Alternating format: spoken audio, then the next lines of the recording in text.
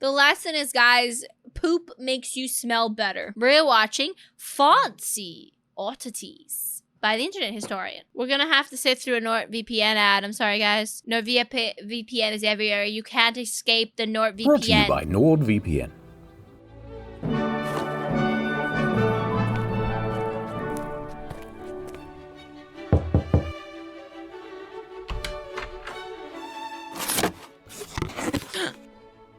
Oh. It's you. It's-a me! You've completed the crash course on theatre and wine, have you? Feeling Hello? smug, are we? Deserving of love, perhaps? Worthy of eye contact. That's cute. But there's still a lot more work to be done. Look here. These shoes are made from real Italian leather. Oh, wow. This bag is it Italians that we turn into leather? made from the leather of real Italians. Not impressed? How about this fur coat? It's made from the wolf of Wall Street. An Xbox with the original PT demo still installed. A signed first edition copy of Moby Dick with its little known sequel, Moby Ball. And last but not least, the squid from Squid Game. Don't you get it? Oddities. Weird stuff. I mean, the first section's on perfume. Listen, I'm going to level with you. I kind of got distracted and we went off topic. I don't even know what this is about anymore. Here's my Netflix stand-up special. It should explain everything. Dun dun. That's going to be a hard act to follow. That Kramer guy has some very good one-liners. But I've got some jokes lined up. Question. Why is perfume so expensive? 'Cause you have to pay perfume. Why do they call it cologne? Have you ever smelt one of those? It ain't great.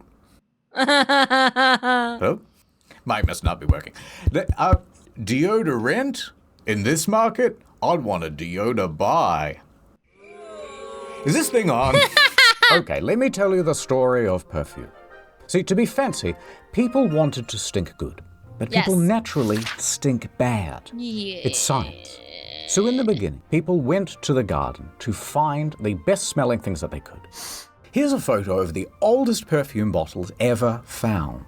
And what It's so crazy that how we spent our whole entire civilization on not wanting to stink bad and always wanting to stink good. what's inside? Just garden stuff that smells nice. But we did not just stop at that, because the story of perfume is the story of progress. By the time Cleopatra came around, I also hate the smell of perfume and cologne, but the idea is that perfume was what it started off as. And now we use like scented soaps to make ourselves smell good, and we wash, shampoo, and blow dry our hair, you know, so that we don't stink bad anymore, that we only stink good.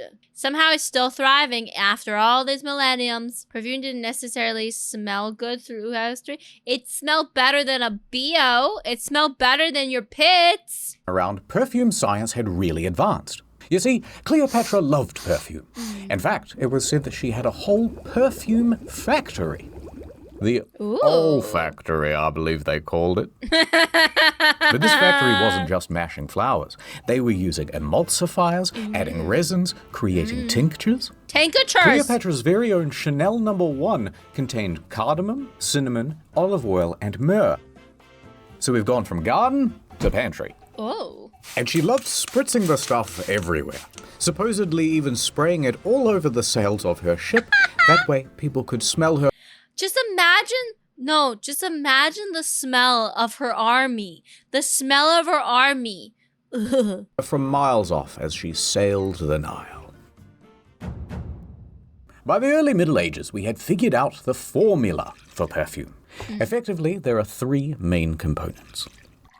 Have you guys ever seen the movie Perfume, where the guy uses dead women to make perfume, but he kept on looking for the prettiest of women to make the prettiest of perfumes, and eventually he makes the perfect perfume, and he drops it in a crowd of people, and they all tear each other's clothes off and go into a full-on orgy? That movie. Water, alcohol, and the most important bit, the aromatic oils. And by the way, perfume and cologne are actually the same thing, but in different ratios of these ingredients. By the 1600s, that makes sense. Cologne is like more alcoholic, so it has more of a stinging sensation. Are actually the same thing. Yeah, see? Cologne has more alcohol and less oil. But in different ratios of these. Oh, the term cologne has become a catch-all for masculine scents and perfumes for ladies, but there's a bit more to it. That makes sense. Men are typically more physical and sweat more than women, which means if they're wearing a spray that's 20% oil, you're quickly going to get sticky and gross. So over time, cologne became a better option for men. Women don't have the same problem, and the high oil content perfume has the advantage of evaporating slower, so it doesn't need to be repelled as often. But that's not fair, because like I'm a very active person and I sweat. I need a feminine cologne. Naturally, with dudes all buying the colognes and women all buying the perfumes, the cologne scents all end in masculine, the perfumes feminine. Note these ratios are all averages. Interesting.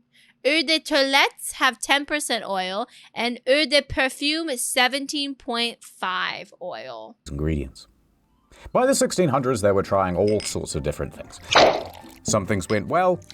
Dude, pine. The reason I said the perfume movie is because these clips here are from the perfume movie. This is the guy in the perfume movie that kills and turns women into perfume. Maybe that's what I need to do, guys. I need to create my iconic scent and start wearing it so people are just like, I smell a cami. Pine. What about orange? Oh. I call it new car smell. But once global trade opened up, our taste became more exotic. Out of the pantry and into the petting zoo. For you see, it turns out that animals have been hoarding all of the most bestest perfume smells. Yeah. In the olden days, a bunch of manly men would brave very rough seas in order to pull aboard sperm whales. Now, they would cut open the... See, I need to create a smell and then market it and then sell it to you guys so you can smell like cami. And it's just gonna smell like popcorn and cinnamon and gremlins. ...digestive tract and pluck out a secretion of bile called ambergris. Or in Ambergris is so crazy because it's literally bile. English, grey amber. Sometimes they would harvest the rest of the whale, but eventually ambergris became so valuable that it was simply more economical to dump the carcass back in the ocean and collect the next batch. Like when you kill a racehorse for its prize-winning jizz and then just leave it there on the tracks. Just to harvest the jizz and just leave it there to rot. Smell like leaves, but like what kind of leaves? The bottom here, you guys can't see the caption. It says, this photo is of a sleeping horse. We didn't want to show a dead one. Don't worry, horse is just a sleepy sleep. Alright, quick science lesson, eggheads. Ambergris comes from the gross part of the whale. And when the whale eats something quite sharp, let's say human bones, the ambergris forms around them and protects the lining of the gut. Oh. That's the ambergris' role. That way, as the sharp thing continues down the intestines, the whale doesn't get poked. Oh. But if ambergris comes from a whale's digestive tract, what does it smell like? Surely not good. When it's dry, it smells kind of woody and earthy, but when it's wet, it smells like ass. But it's not actually... It smells like ass. No. Like that fresh foresty smell. Like the smell of moss and rain. ...the smell that's the useful function. Ambergris is a fixative. So what it does is heighten and bring out the scent of... A fixative slows the rate of perfume evaporation, making it last longer. In ambergris, this fixative is an odorless alcohol called ambrienne, which has higher evaporation point than regular alcohol. Typically, ambergris is also used for its smell, but it is a potent musk that you want to heavily dilute and mask with other primary and secondary notes. ...of other things. These flowers, They smell all right, but add some ambergris and that's the one. Now, once they figured this out, they realized, there's a whole bunch of things we can use a fixative for. And they got quite gross with it. They added it to food. Oh! In fact, it was said that King Charles's favorite dish was ambergris on eggs. But they didn't stop there. They added it to rum. They added it to coffee. They added it to cigarettes and smoked it. And they used it as an aphrodisiac. Now, some people will say that the whale is a mammal. But that's not strictly true. It is, in fact, a fish. Just look at the tail. And you may have also heard that there are a lot fewer of them these days, which, although a relief because their absence helps offset the sea level change, climate, whatever, we were worried that we might run out. So we said no more hunting whales for ambergris. But did that stop the perfumers? No. They immediately asked, hey, do you think there are any other animals that smell kind of weird? Yes. Turns out the musk deer has some potential. Now we hunt the male musk. Oh my god, look at his little fangs. It's so cute. It always amazes me how humanity figures this kind of stuff out. Like, who took a piece of whale bile for the first time and noticed it makes everything. Honestly, I wonder that. Some crazy person that wanted to put whale poop on something. The musk of the forest. Yes, this. Is this what I smell like? Deer specifically because it has a particular gland called a musk pod, which, when dried out, looks like this. And it uses it to mark its territory and attract mates. Ooh. Now, don't worry. Unlike ambergris, this doesn't smell like ass. Instead, it smells like ammonia and piss. I mean, that's better than ass, I guess. Just can't get a smell like that at home. So we started hunting them to the point where they were a protected species. Oh my god. Why do humans do that? They'll find something cool and then they'll hunt it to extinction and then be like, well, now we don't have it anymore. It's like they're not even thinking about the future. So the authorities said, you have to find a different animal. So from there, they moved on to hyrax feces. One of the most feared and dangerous animals in all of Africa. And it was the inspiration for the original Lynx Africa smell. Now, their feces, when dried, is called... The lesson is, guys, poop makes you smell better. That's what it's saying. You gotta use animal poop to make you smell better. Hyracium, or Africa stone. Stone. But it's not just these ones, they have other stones in Africa. Come on, guys. Now, the smell is fairly similar to deer musk, but unlike the deer, the hyrax doesn't need to be killed or disturbed for their feces. They're just giving it away. In fact, hyrax even have a communal toilet, which is used for generations, which makes it very easy to... Generational poop! So smart. Generational poop. That's the thing that's really sad. Because the first thing I'm like, well, if you kill all the animals, then nobody else can enjoy these things. And people are just like, I don't care. But I don't know. I've never felt that way. I've always felt like I want to share things with people. I want to share things with the future. I want people in the future to be able to enjoy nice things too. Collect up all the good stuff. But it's not just the hyrax, I've got other animals. Remember those civets from the virus videos? Wait, don't wash that thing's anus. Mom, get the bottle. Turns out it's the anal gland of the civet that's actually the important smelling bit. Who's figuring this out? Yes! Who is using different glands of the butthole to make perfumes? Why don't they use the good parts of the animal? It's the bacon part of the pig, you know? Anyway, it's the ass that produces all the delicious musk. It smells like shit. Right, but it must be good for something because it goes for $4,000 a kilo. But we ain't done yet. You know when you've just killed a beaver and you cut open its ripe abdomen? Well, the reason it's... There's a highly secret, global task force that goes out and samples animals' buttholes. Sapling, you gotta protect yourself from the animal butthole patrol. Yeah, but like, why? Did they test human butts? It smells so good is because of a little gland called the castor sac, which makes a yellowy scum-like substance called castoreum. And it is used to... Poor beavers. Waterproof the beaver's fur coat and also mark its territory. It is also very fragrant. And you know what that means. If it smells, it sells. And in this case, castoreum is more kind of leathery, with smoky hints of vanilla. But unfortunately today, you're not allowed to harvest the beaver. They're walking around very smugly, just like the other protected animals. But you know what? We don't need them, because we have a synthetic version of castoreum now, and it's just as good. And you know what? We've got a synthetic for the whale, the deer, and the civet now. And they're used in lots. Yay to science! We don't have to have actually butthole juices in our perfumes. We can use synthetic butthole juices. Of mainstream perfumes. Modern day, we've got a synthetic version of practically everything. And even better, the advancement of synthetics has opened up a huge range of smells that were never possible to distill or capture before. And the result is some very silly perfumes. You know that bacon bit of the pig? We got that now.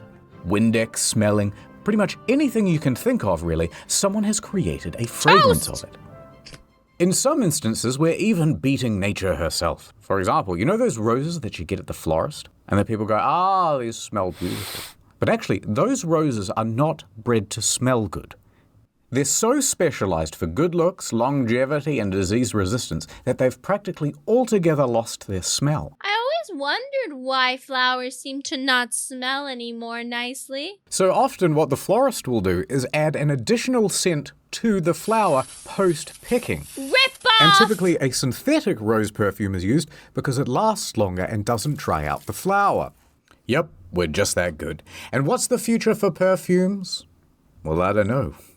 The future! But what I do know is it's going to involve some comedy gold. Anyway, where was I? Oh, yeah. My wife asked me for Chanel No. 5, and I was like, not right now. I'm watching the football. You know, on the television. You know what? I am gonna say it. If it's good enough for Kramer, it's good enough for me. Gamer Girl bathwater can be considered a future era perfume. I wonder, it's a ripoff. You know that, right, guys? Like, you can't just, you have to, like, include, like, parts of the human body. You need the butthole to be able to really smell like Gamer Girl bathwater. Ad time. This Christmas, she works in the big city. It's Busy Christmas professional, time. my career, this and that. But she's going home for Christmas. Small towns are the worst. I'm a big city career gal. Oh, big city career gal. Oh my god, are you okay? Not I am NordVPN. And she's about to learn the meaning of Nordmas. The most Nordmas. VPNist time of year with a 30-day money-back guarantee if you go. Every time he calls something Norded or Nort, I just keep on thinking of Kingdom Hearts and Xehanort. And so Nortmas, I'm thinking it's a Xehanort Christmas with all 13 organization members celebrating Christmas. And we all just worship old Xehanort. NordVPN.com/internethistorian. Ha ha ha ha ha. Soon I will have installed public Wi-Fi in Not all of public Nordville. Wi-Fi. And once they use it, their private data will be exposed. Governor Craven's got this town by the baubles. And I can't believe that big city company you work for works with him. Come on, Oh, we have to put up the no. Nordmas lights for the big Nordmas festival. What? Let's go ice skating. Yes, the great What? Keyblade tree. He's so cute, but I'm a city girl. Girl, you sound like you're in love. I thought I knew what Nordmas meant, but it means nothing without you. It's like the end of March. It's always Nordmas time of year with Nord's huge It's discount like on the a end 2-year of plan. Use the March. URL. NordVPN.com/internetstory for a 30-day money-back guarantee. It's the best VPN in town. Now I love small town, and I'm in love with Nordman, but I can't leave behind big city Korea. True love and a really good VPN don't come around too much. You gotta take a chance. Boss, I don't care about making partner at the firm anymore. I've found my new home. Big public Wi-Fi is spreading across the city. Nordmas will be ruined. Ho, ho, ho. Need a hand? How are we gonna stop him, Nordman? with this Nordman! Nord-themed brick. Nord-themed brick! Whoa. I love you, Nordman. And I love you, big city woman. Let's go home and watch the international Netflix catalog. It's a Nordmas miracle! Go to nordvpn.com/internethistorian to get a huge deal on a 2-year plan plus 4 bonus Nordmas months. This was Ad's over. really unhinged. You know, that ad makes me think about the time I nearly had a wife. Feels like a lifetime ago now. I was in Japan, living the digital nomad lifestyle. I had a startup selling seashells down by the seashore. But I broke the one rule of being a digital nomad. I got mad. Digitally.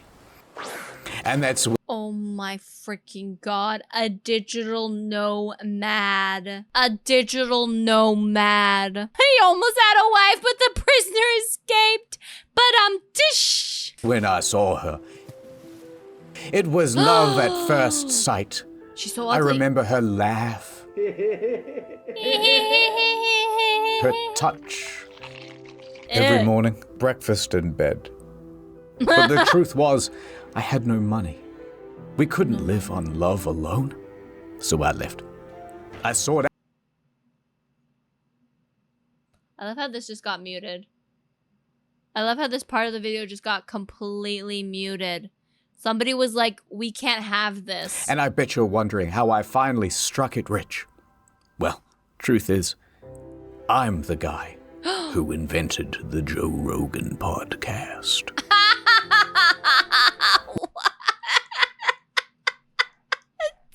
What? Once I became a gajillionaire, I went back to that beach to try and find her. But instead, I hit her with my boat. We never found her body. But she had a secret.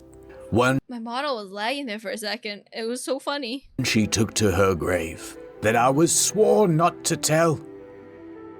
She's not around, so... Dude, she was a mermaid! Come on, champ, we're going to Japan. Japan! And here's where it all begins. In the year 2022. It's a Tuesday, probably. And local folklore researcher Hiroshi Kinoshita is looking up some fantastical animals in the National Yokai Dictionary. It's like the bestiary from Witcher, right? And he comes across a photo negative of a mermaid mummy. Oh my god, he says in Japanese. Upon seeing the mermaid, he knows that he must track it down. He must form a team. Researchers, assemble. So he gets together the best damn crew that he can from the University of Science and Arts at the Okayama Prefecture. And he plans to track down the mermaid mummy, wherever it has escaped to. Now, it doesn't take him long to figure out that it's being held at the Inuin Temple in Asakuchi. You know the one. So he struts up to the sacred building. And there at the back of the temple is a fireproof safe.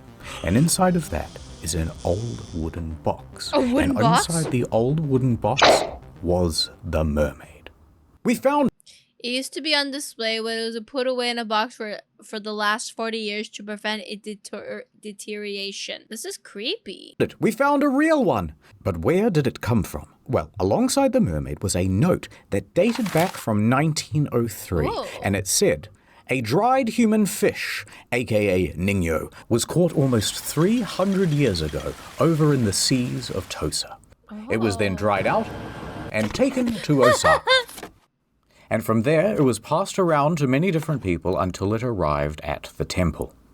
Now, the Ningyo have an important history in Japan, and sightings of these half-fish, half-human creatures have cropped up all across the country. Oh. Kinoshita himself had personally tracked down 13 of them all across Japan, usually Oh my god, this is so creepy. kept in museums and temples. However, what you might not know is that traditionally they have been associated with bad omens. Aye. And everyone knows the infamous tale of Yao Bikuni. Do we? but I'll recite it to you just in case. Thank you, thank you, So the thank story is that one day, a poor fisherman catches the biggest fish of his life. It was a strange-looking fish, and its head was almost human-like. Oh. But he brought the fish home and invited all of his friends and family to come over for a feast to celebrate his largest catch. You know, he's got his arms stretched out like this. He's like, it was this big. No, it was this big. I swear, it was this big. During dinner, one of the guests sneaks into the kitchen to see just how big it was. This big? I can't believe it. And he discovers that it is actually a ninyo. Oh no, he says in perfect Japanese. Oh now, he no. quickly warns the other guests, don't eat it. And he warns them just in time. Teishi. They've got their fork like right up to their mouth. Teishi eating that. Teishi, don't do it. They throw all their food away. Let's just have some rice and drink the night away. Okay. Teishi! So they do. And they have a lovely evening. However, one very dishonorable guest decided to sneak a bit of the meat out of the trash and put it in his pocket. Oh. He then goes home drunk and falls asleep. He didn't eat it. But when he woke up the next morning, he checks his pockets and... no! The delicious fish piece is gone.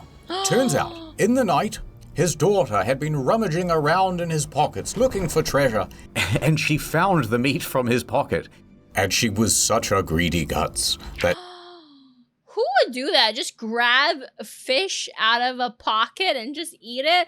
I mean, this was the olden times before refrigerators, but still, ooh. That she decided to eat it then and there. The father was terrified for his daughter. But she didn't seem to be sick. Do you feel weird at all? And shaking her. He decided not to tell her anything. Maybe it'll all be okay. However, from that day forward, the daughter never aged. What? That's right. She remained a young adult forever. Oh, sweet. She eventually went on to marry. But as her husband got older, she stayed the same age. Eventually her father got old and died. And soon enough did her husband too. Everyone she ever knew was getting older and dying, but she remained the same age. She was immortal. Eventually, at age 120, she decided to shave her head and become a Japanese nun. She traveled the country, planting trees as she went. And she did this for 800 years. Whoa, that's a weird But eventually, story. she grew tired. You know what? I'm tired of living. She entered a cave in her hometown of Obama. What? And she was determined to never come out again. She begged and prayed for the curse to end, but it never did. Yobikun means 800-year-old nun, but often 800 is used as a number that figuratively means ad infinitum, or an uncontrollable large number. So effectively it's saying she is very, very old to the point of unknown rather than literally exactly 800. Okay. She sat in that cave for so long that she turned to stone. Oh. And today, at the Kuinji Temple in Obama, remains the cave that Yaobakuni entered. People have been into that cave to check. Oh, 100%. This is just folk tale. This is 100% folk tale. But it's interesting, these folk tales. Whether she's still in there. Goes out with that But loser nothing was Patrick found. Bateman. What a dork. However, Another martini, Paul. a stone statue of her resides at the entrance. And colloquially, it is called the Barack Obama. So we're back with Hiroshi. He asked the Inuin temple if he could borrow the Nino. Look, let me do a little CT scan on it, right? And they agreed. Whoa. Hiroshi hands the Nino to a team of scientists and they get to work. They do their tests. Beep, beep, boop. Beep, boop, boop. Control plus scan on the keyboard. And here are the results. It's stage 4 cancer. I'm so sorry. No, but really. It's dead. Turns out the Nino dates back to the 1800s. Oh. The note that said it was from the 1700s was wrong. Its body is made from cloth and cotton, wrapped in pufferfish skin. The tail was made from a croaker. I don't know what that is. Can we show that on the screen? Croaker is a type of fish. The mouth is from another unknown type of fish. The hair is from an unknown mammal. The mouth of a different fish and the hair of a mammal. And they can see that there's a metal nail in its back. It's a fake! Ba dum dum dum. Da da dum. Da da dum. I don't know why it's doing that. Why is it doing that to me? It's fake! Bom bom bom bom! Oh my god, it's invented tools. The forensic analysis and the construction materials in its back did cast some doubt over its authenticity. But you gotta believe in something, damn it. As promised, the Nino was returned to the N temple, where it still lives today. But where, oh where, did my mermaid go? It's her! It's her! You're back! You know what, I kind of missed you. And what the hell is that? Daddy.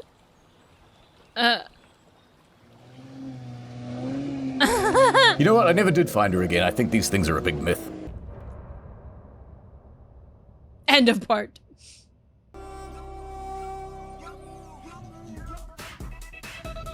We're here on the ancient streets of Cairo, and there is our destination. In these triangles, the greatest luxury that all the elites crave. Oh, God, no, not that. The second most thing that mummies. God, mummies! You can find them in these tombs, and there's only ever like one dude guarding them. But before we take, we must understand. Mummies are such an interesting concept. I learned about it a little bit back in school times. And it's just so weird that they were so obsessed with death and that they did this to their dead. It's so fascinating. Mummification started over 5,000 years ago, and they were first discovered by the Europeans in the 15th century. But the legend goes the locals knew about them even earlier than that. Ooh. It's an elaborate process, but essentially, you're drying. Egypt did worship cats, and that's where they stand. That's where they're great. But it's so interesting what they did with the dead. POV, fell asleep first at the sleepover. No! The person out, turning them into a human salami. Alright, so when the Europeans found all these mummies, what do you think they did? Well, put it in a museum, right? Wrong. They used these mothers for everything, and everybody wanted them.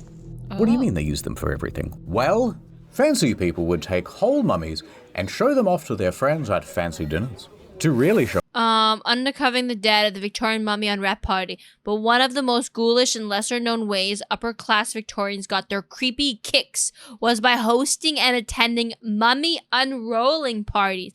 The host would buy a mummy from an auction or a specialized dealer with contracts in Egypt, and then invites would go out. You know what's crazy? We are going back to when people don't think about the future. They were taking these bodies and they were destroying these bodies instead of preserving them and putting them in a museum for people to see. Now there's like probably thousands of mummies that were destroyed by rich people because they weren't thinking about the future. Show off the owner's wealth, they would sometimes unwrap them too. They were used as paint. They call this mummy brown, by the way. They were used as fertilizer. Oh man, talk about supercharging your soil. They were even consumed. No, not like this. By grinding them up into powder and taking them like a herbal supplement, which they called mumia. But with such high demand for your mum. They did eat them. Of course they ate them. Guys, don't just eat things and smell things because you can. After a while, they began to run out of stock. Uh-oh. They were becoming rarer and rarer to find. They were being gobbled off the face of the earth. So the authorities passed a bunch of laws to protect mummies from becoming altogether extinct. These are the last two of their species, and they're both male, but they won't mate. No. But the mummy is much like the Tasmanian tiger. Every once in a while, one will just kind of show up and prove that they're not altogether extinct. Open the door. The Open year the 2013. The location, Deifuls in northwest Germany. We are at the Kettler Default. household, owned by grandfather Kettler, who is now dead. But he had a son, Lutz Kettler. And Lutz. Lutz Kettler also had a son, Alexander Kettler. Alexander. And they are both there at the house. After a rainy day, there was a leak in the roof. So 10-year-old Kettler gets up into the attic to explore. You know, have a bit of a look around. There's a whole bunch of stuff in there. Old antiques, photographs, and, This is the start of a horror movie. oh, some old roof tiles. Those will be useful. So he goes over to the roof tiles and, behind them is something strange. A box. A mystery box. Now the kid is smart and he's seen Jumanji, so he knows not to touch the box and instead go tell his dad. Now the dad drags the box into the center of the room. And he opens it. And inside, There's a penis. a smaller box. Wow. But it's very curious because it is covered in hieroglyphs. So Lutz crosses This is Pandora's box. Do not open it. You know what happens. his fingers, hoping nothing supernatural will happen. And he opens the inner box. Inside is a mummy. Oh my god. But there's more. There's also two smaller boxes. One contained a death mask, and the other a canopy. Oh, death masks are typically made in the likeness of the person mummified. They were thought to protect the soul of the person in the afterlife. A canopy jar where contains used to hold the organs of the deceased, which were removed during mummification process. The jars were buried with the body so that the deceased could take them to the afterlife. You don't want to be leaving your organs behind. Pick jar. Alright, so he might have a dead body in the house now. So naturally, he calls the authorities. Of course. The police show up and ask some questions. Lutz then explains a little bit of backstory.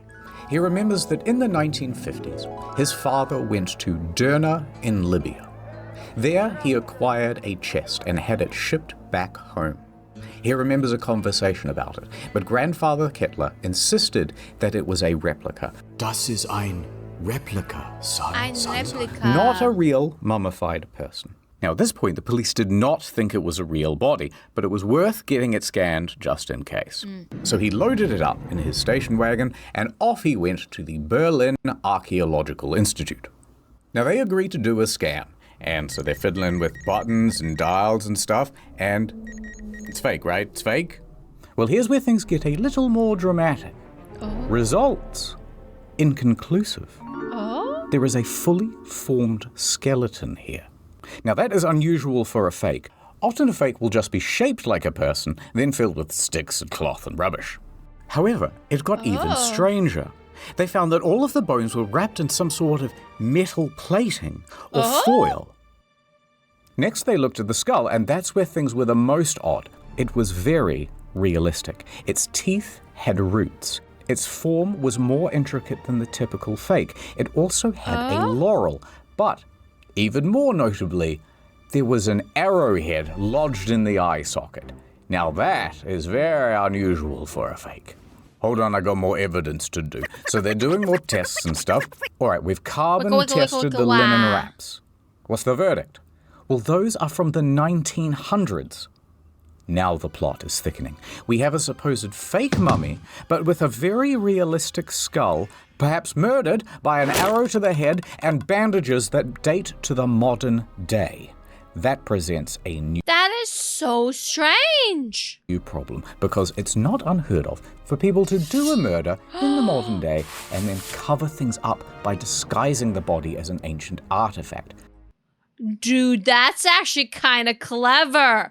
What? For example, in the year 2000, there was a man who claimed he found the mummy of an ancient Persian princess, the daughter of Xerxes. However, when they examined the body, they found it was, in fact, a potential murder victim from 1996 who died from bludgeoning. All right, so the police now actually have to get involved, and it's about to get even more complicated. So they confiscate the body and they do their own tests, and the results this time say, nope, this thing is 2,000 years old. It's not fake at all. It's ancient. What? So eventually the experts all get together and go, okay, this is dumb. Let's take it to Eppendorf University and have it properly tested. And not just tested, crack the thing open like a delicious Kinder Surprise. So this new set of experts gets to work. And when they open up the mummy... Alright, remember how we said that the bones were covered in a special type of foil or metal plating? Well, it turns out the scientists didn't quite get that right. Oh. Instead, the bones were sprayed with a metallic chemical that prevented X-rays from going through. The bones were made from plastic.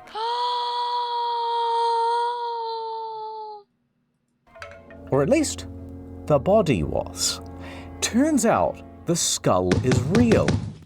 Yes, a real skull, and not from an ancient mummy, but from a 20th century man. However, it was not a murder. This skull is from a cadaver, and it was medically prepared for educational purposes. Process for medically preparing a skull. 1, soft tissue is removed. 2, boil in water for 30 minutes. 3, add potassium hydroxide and continue boiling for 1.5 hours. 4, bleach by soaking in hydrogen peroxide for 12 to 14 hours. 5, wash with water, then soak acetone. 6, air dry. 7, liqueur. So somebody made a really fancy scam. And what about that arrowhead? Well, it turns out that that's from a children's toy. Someone just popped that in the eye socket as a joke. So finally, the mystery was solved. It's just a plastic skeleton with a real dead guy's head put on it. Wait, how does that solve the mystery? It doesn't. Anyway, so Lutz was satisfied that the whole thing was fake and not a murder victim. Oh, let's put that back in the attic, he said very Germanly. But then, eine Bitte? Was ist das? He says. Another box? The Book of the Dead? Well, that sounds like a fun read. So Lutz starts reading the ancient Egyptian out loud. Anaxunamun, Imhotep, Brendan Fraser. And what happens next will shock you and make for a very good thumbnail.